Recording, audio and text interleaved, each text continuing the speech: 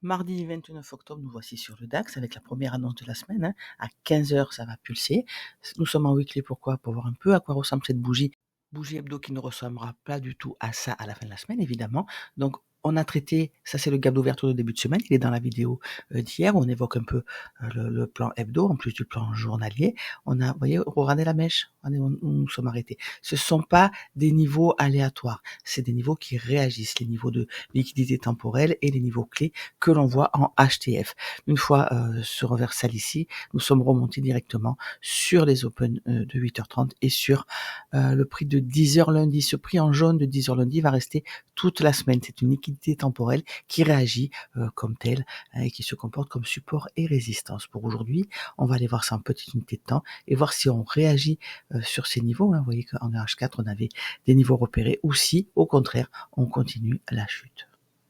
Pourquoi j'ai mis cette supposition alors qu'on a déjà pris cette liquidité ici, sous la forme du plus bas de la bougie précédente, la troisième bougie hebdomadaire? Parce que nous sommes actuellement toujours dans une bougie interne. On n'a pris ni le haut ni le bas de la bougie précédente. Donc, au milieu, le prix de travail va chercher toute sa liquidité. Et je vous l'ai dit hier, les semaines comme aujourd'hui, avec des annonces très importantes pratiquement tous les jours jusqu'à la fin de la semaine, on va aller ratisser les fonds de tiroir et chercher la liquidité jusque dans les moindres détails. Pourquoi analyser ce qui s'est passé la veille avec nos kill zones ici et tous les niveaux encore marqués? C'est parce que ça nous sert de support pour ancrer tous nos concepts et ancrer la stratégie. C'est à force de répétition que nous allons l'intégrer vraiment et pour que ça glisse tout seul, que nous tradions sans stress. C'est le but d'un trader. C'est ne pas de plus avoir de cheveux à 35 ans, c'est au contraire d'être riche à 35 ans. Donc on va ancrer ces connaissances pour avoir confiance dans une stratégie. C'est elle qui enlèvera ce stress. Donc ce récap d'hier, c'est exactement ce que nous allons faire avant de passer proprement parler au plan du jour. Donc nous avons ici nos kill zones. Vous vous rappelez qu'on a changé d'heure. Nous n'avons plus que 5 heures d'écart avec les US. Et là, j'ai mis un petit peu différemment. Si là, l'Asian est bien et London du matin est bien, ici, nous avons toute la session US de l'ouverture à la fermeture du soir. Voilà, puisque de toute façon, vous le savez, qu'en deuxième partie d'après-midi, moi, je trade en général les US et je ne fais que surveiller les trades que j'ai pris le matin. Donc nous avons ici créé notre prix de 10h à lundi qui est sur le graphique et juste avant, nous avions notre liquidité temporelle de 8h30. Après l'open de minuit, entre les deux zones, le prix prépare le setup de la matinée. On a eu une première tentative ici, vous voyez, vous vous rappelez, sur le plus haut de vendredi qu'on avait déjà pris. Alors quand on prend le plus haut de la veille pendant l'Asian, comme ça très tôt, c'est un signe que le prix va aller plus haut, c'est ce qu'il a fait. Il a été chercher cette liquidité temporelle, je ne reviendrai pas dessus, c'est dans le plan d'hier. Donc ça c'est du HTF, ça c'est du HTF, et au-dessus, nous avons ici le plus haut historique. Donc nous avions ces trois niveaux, il a réagi ici, entre les deux premiers niveaux. Quand nous avons eu ce premier reversal, on s'est dit, on a juste un plus haut, donc nous sommes en train de créer une fourchette. Et regardez, création de fourchette, exactement, où le prix a été, il est retourné sur minuit. Une fois qu'on a eu, pendant la kill zone, un setup d'achat ici, il est retourné chercher quoi?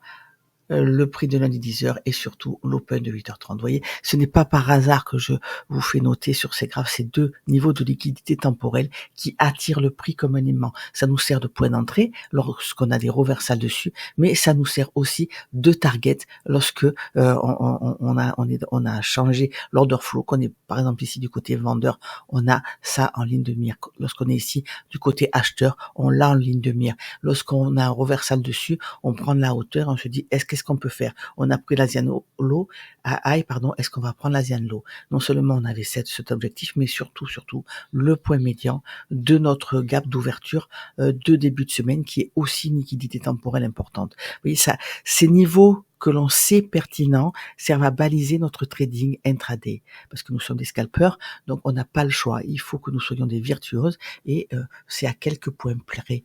Quand on met notre target ici, il faut pas regretter d'avoir encore un petit peu d'élan pour cette course-là. On sait que c'est là-dessus que ça doit réagir. Si ça se trouve, on va juste faire quelques points dessus et repartir. Et très souvent, j'ai la réflexion sur le Discord où mes TP sont touchés et le prix tourne tout de suite. Mais c'est parce que je respecte cette liquidité temporelle et je vous invite vraiment à vous pencher sur la question et à en faire de même. Comme le matin entre l'Asian et Londres, l'après-midi entre Londres et New York, le prix prépare le setup pour l'après-midi.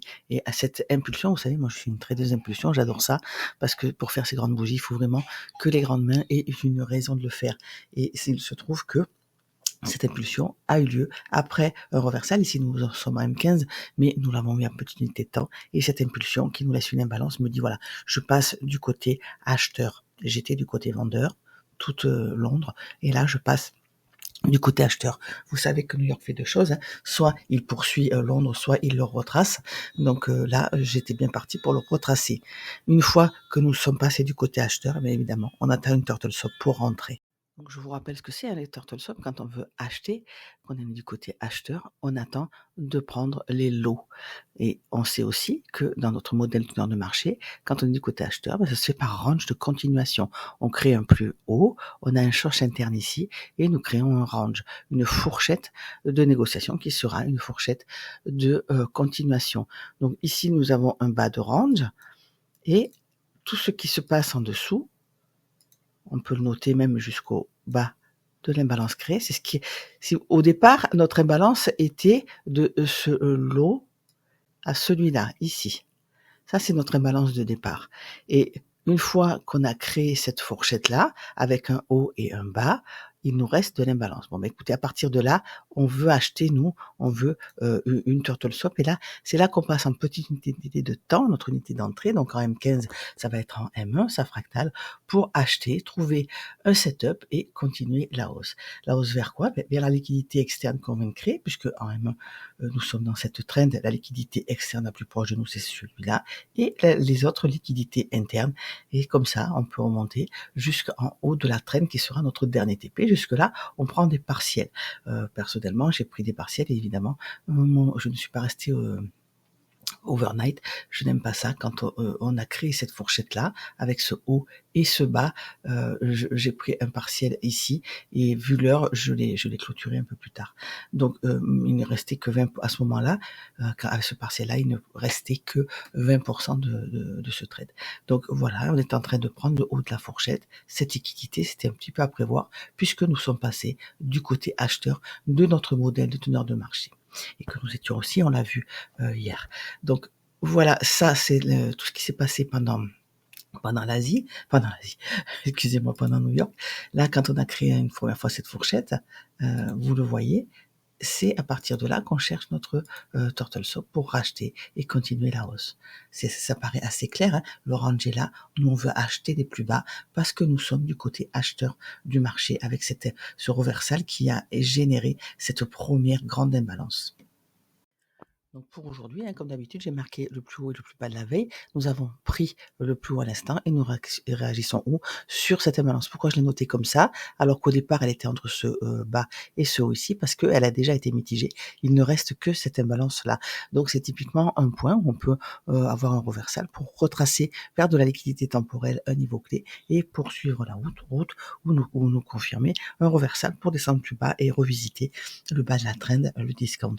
Dernier mouvement notable en H4, on a vu que c'était celui-là, cette impulsion haussière. On est redescendu chercher notre imbalance.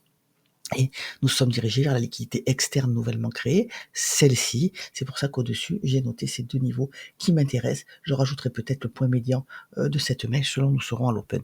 Il est 8h07, nous allons tracer comme hier notre prix de 8h30 et il balisera notre journée au même titre que l'ouverture de minuit à New York. Donc je divise mon écran en deux pour me commencer ma configuration de trading. À gauche H4, ça fractale M15 à droite. Et vous voyez que ces bougies ne sont loin d'être clôturées. Ici, il reste 2 minutes 51, donc on est vraiment au tout début. On est monté chercher notre niveau. Et c'est là que je vous dis qu'on peut très bien avoir encore un retracement et travailler une latéralisation. Mais en M15, regardez, ouverture sous le prix de clôture, on n'a pas réussi à passer sous notre niveau jaune ni sous le point médian de la mèche de la bougie précédente et impulsion haussière. Donc on peut vraiment, il reste pareil 5 minutes 50 à cette bougie. Donc là on est monté dans notre niveau. On peut très bien continuer et avoir une bougie largement haussière. Comme on peut avoir cette réaction sur le point médian de notre imbalance et shorté. C'est là que nous allons passer en M15 et en M1 parce que c'est en plus petite unité de temps que nous avons les débuts de mouvement, bien évidemment.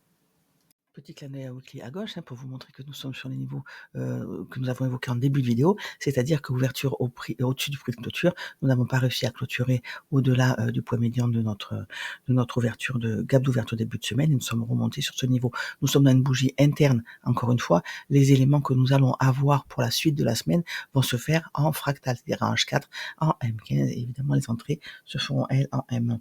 Mais ce n'est pas en M1 que nous analysons, il nous faut une vision d'ensemble, une vision globale et ça nous l'avons en HTF. Donc on va voir si avec cette bougie qui est toujours une bougie interne, nous retraçons vers l'Open de New York ou si nous appuyons sur le prix de 10 heures pour continuer la hausse. On va passer maintenant ici en H4 pour voir la suite des événements.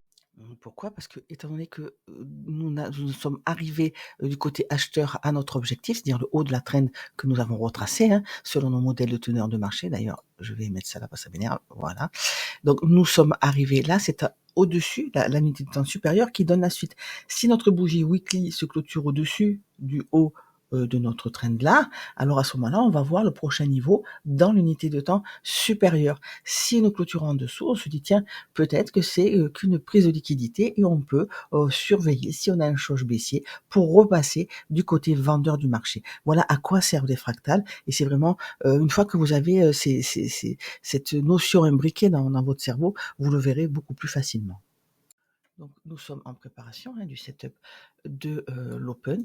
J'ai mis cette marque ici, c'est pour que vous voyez tout le chemin qui reste à parcourir. On peut vraiment faire encore pas mal de choses avant d'avoir le prix de l'Open. Et je vous rappelle qu'à l'Open, c'est comme pendant les annonces, on a notre prix, admettons que ce soit dans une minute, on note la liquidité disponible en dessus et au-dessous, et on voit ce que fait le prix. Dans l'idéal, j'aime bien qu'ils prennent les deux avant de partir. Admettons que nous soyons dans ce range-là. Je voudrais qu'on aille chercher encore une fois ce lot ou qu'on réagisse dans cette imbalance et avec une liquidité temporelle au passage et ensuite admettons que ce soit 8h30 pour aller chercher la deuxième imbalance et la deuxième liquidité disponible. Ici c'est notre liquidité externe dans notre unité de temps. Pourquoi? Parce que quand nous avons cassé ce haut, on a créé ce bas. Et quand nous avons eu cette impulsion baissière qui laisse une imbalance, on a cassé ce haut. Nous sommes dans cette trend.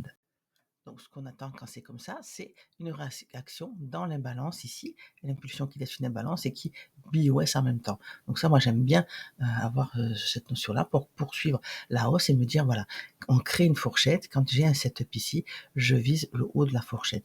Dans cette toute petite trend-là, je vise, on a des modèles de teneur de marché qui sont plus petits, évidemment, mais on a le même phénomène, impulsion haussière qui laisse une imbalance. On n'a pas repris encore une fois le dernier lot, mais on a cette notion-là. Donc, on prend cette liquidité. Ce que je veux, moi, c'est aller chercher une imbalance créée. Vous voyez, c'est du M1, mais on a toujours pareil. Et cette imbalance, elle est là. Donc, je voudrais que le cours réagisse sur ce niveau-là pour aller prendre la liquidité qu'on vient de créer, s'appuyer dessus et monter, etc. Maintenant, encore une fois, la bougie M15, il reste 12 minutes de vie. Vous voyez qu'on a fini la précédente avec cette impulsion haussière. La bougie d'après a ouvert sous le prix de clôture et nous n'avons pas encore réussi à clôturer au-dessus de son point médian, évidemment, puisqu'elle est en route. Nous sommes dans la liquidité interne. Et encore une fois, ça peut faire ça jusqu'à 9h, prix d'ouverture qui est encore loin de nous, puisqu'elle sera qu'à ce niveau-là. Donc, je n'ai rien marqué sur mon graphe, ni les imbalances, ni la liquidité, mais c'est visuel.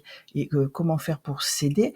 On peut marquer le haut nouvellement créé, on peut marquer les market shift, évidemment la liquidité temporelle, mais pour suivre notre graphique et le lot qu'on veut casser. Quand on clôture en dessous, on dira voilà, ça c'était un choc, on continue la chute. Mais jusque-là, on est dans de la liquidité interne et on est en latéralisation. On peut reprendre encore 3, 4, 5, 6 fois même le plus bas qu'on vient de créer. On ne sait pas. C'est pour ça qu'il faut suivre le marché et plus c'est clair, plus on voit ce que nous disent les bougies. Par contre, pour m'aider, ce que j'ai fait, c'est que vous voyez la ligne de prix actuelle, je l'ai prolongée dans les paramètres et ainsi, je vois quel niveau nous avons atteint. Quand là, nous sommes à ce niveau-là. Quand nous étions là, je voyais bien qu'on avait pris cette liquidité ici, cette liquidité interne. Donc cette ligne de prix qui est prolongée sur tout le graphique, la ligne du prix actuelle, c'est le seul élément qui bouge sur mon graphe. Je n'ai pas de Bollinger, je n'ai pas de moyenne mobile, je n'ai rien du tout. Je n'ai que le prix dit par les chandeliers japonais, car c'est les seuls indicateurs en temps réel. Tout le reste, c'est du prix en retard, et ça, nous, on n'en veut pas. On fait du scalping, on est trop précis pour avoir des prix en retard. Et le seul indicateur en temps réel, mais c'est cette bougie que l'on suit tout au long de sa vie. Donc, ouverture au-dessus du prix de clôture, par exemple ici, impulsion vers le haut, et nous sommes sur un niveau de liquidité. On se dit, tiens, un niveau de liquidité qui est au niveau d'une imbalance, ça va nous expliquer ce que veut faire le prix ensuite. Et si on clôture au-dessus de cette bougie, nous repassons haussier en M. Et c'est comme ça qu'on fait de la lecture approfondie. C'est un petit peu épuisant, mais en même temps, on n'a pas besoin de faire pendant 18 heures. On le fait un peu avant, comme ça. Moi, c'est pour vous expliquer, mais là, je fais juste mon plan et je le fais de 9h à 11h pendant ma kill zone et basta. En général, j'ai toujours un setup à ce moment-là. Et pareil pour l'après-midi, j'attends l'open des US pour trader les US ou le DAX si je n'ai pas eu mon setup du matin, ce qui arrive parfois. Donc vous l'aurez compris, je suis haussière aujourd'hui jusqu'à mes niveaux, évidemment, noté au-dessus, où j'attendrai un reversal ou un échec de reversal. Et puisque nous sommes du côté acheteur, je vais attendre la création de range et la prise du lot de ces ranges, comme ici, comme ici. Quand on a créé ce lot, on avait une entrée en dessous. Donc c'était pas dans l'Asian, je ne traite pas l'Asian. Néanmoins, vous aurez compris, je vous l'ai expliqué en début de vidéo, avec les turtle stop. Donc on ne trade pas les ranges, même si 80% du temps, le prix est en range. Le prix, je vous rappelle, il fait une accumulation, son range.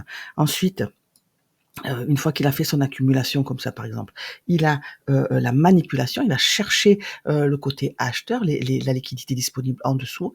C'est donc nous on essaye de trader, on peut trader ce retracement en étant conscient que c'est un retracement, que c'est une manipulation, et on achète aussi la distribution, le reversal et la tendance.